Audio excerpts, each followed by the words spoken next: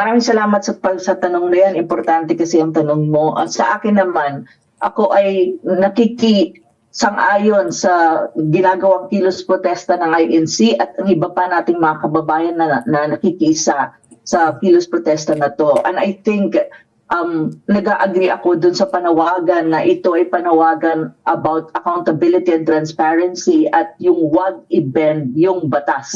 Kasi isa sa mga panawagan ng ating mga kababayan na nasa lansangan ay don't bend the law. Yes. And I think it is also about the issue of selective justice. Kasi nga, kung titignan mo rin naman talaga ang nangyayari sa mga political critics at saka political opponents of the current administration and their political allies, makikita mo naman na there's such a thing as selective justice. At saka kung titignan mo rin ang kaso na ay ihahain nila, kasi sinabi sa akin ng isang kaibigan ko, but baka within the week, they will file that plunder case against Senator Marcoleta. I hope I'm wrong. Oo. Na ito talaga is selective justice because you know what? Kung pag-uusapan mo lang naman ay donation during election, sa lahat ng politiko, at alam natin, ikaw, ako, Ricky, Pat, Alik, at mga kababayan natin, na when you talk about elections in the Philippines, lahat ng kumakandidato, especially at the national level, from senator, vice president to president, marami ang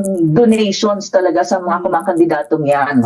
So, kaya kung ilalagay nyo yan sa punto na dahil may donation kay Senator Marcoleta, kasuhan nyo ng plunder, di siguro lahat na ng politiko na kumakandidato every election, dapat lang magkaroon ng plunder case. Kasi I don't think even that the donation given to Senator Marcoleta is the highest. Look at the president's donation. Look at where it is coming from.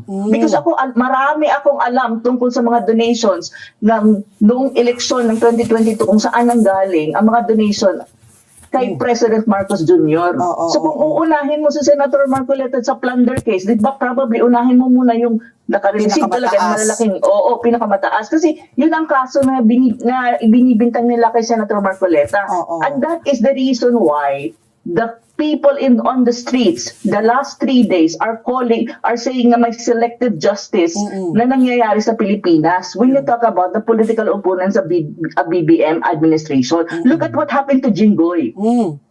Nasa kulungan si Jinggoy, pero look at what about those politicians na nasa side ng administration accused of massive corruption in government, the likes of Martin Romualdez. Anong sabi nila? Walang case build-up o kailangan pang pagtibayin ang case build-up. Since when? Last year until now? How long it will take them to have that case build-up when everyone already pointing to that person? So that is even a case. So asan ang sinasabing mong justice there?